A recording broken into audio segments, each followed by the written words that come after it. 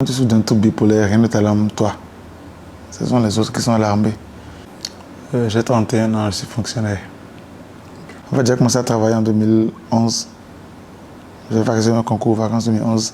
J'ai commencé à travailler et j'ai perçu mon premier salaire. Et c'est lorsque j'ai perçu mon premier salaire que les problèmes ont commencé. Plus tard, j'ai su que quand on souffre de trouble bipolaire, on est hyperactif parfois. Genre, un exemple, tu peux laver ta moto maintenant et après te dire qu'elle n'est pas bien propre, tu vouloir la relaver encore alors que tu viens de le faire. En fait, on a de l'énergie à revendre et on veut la dépenser, quoi. Je parlais beaucoup, j'avais beaucoup de projets que je voulais forcément réaliser en même temps. Je n'avais pas la patience que mes projets nécessitaient.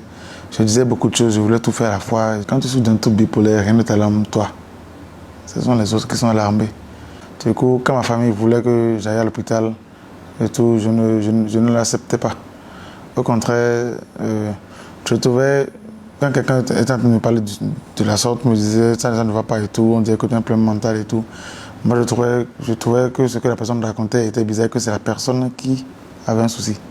Au point où je cherchais même des témoins, je pouvais appeler quelqu'un qui était à côté. Je voulais en fait trouver quelqu'un pour m'appuyer dans ma théorie, quoi. Moi, je trouvais en fait que c'est la personne qui avait un souci. Le trouble bipolaire chez moi, ça manifestait par manque d'appétit. Non, une perte d'appétit, un manque de sommeil, genre je ne dormais plus assez, hyperactivité, exactement ça, hyperactivité. À force, je devenais un peu violent parfois.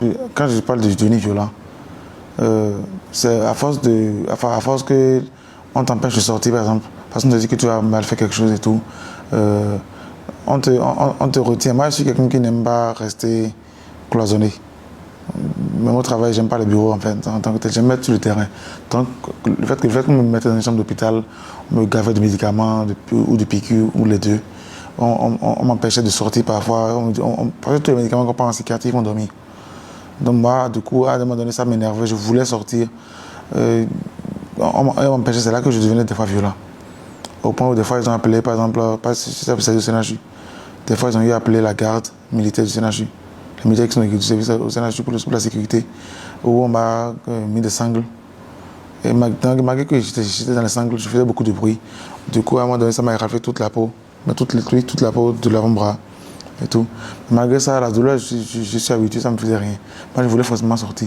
Donc là, je peux dire que là, je ne savais pas encore forcément que je dois me calmer, me canaliser, me reposer, dormir. C'est après ça, maintenant, quand tu te rends compte que oui, effectivement, ça ne va pas.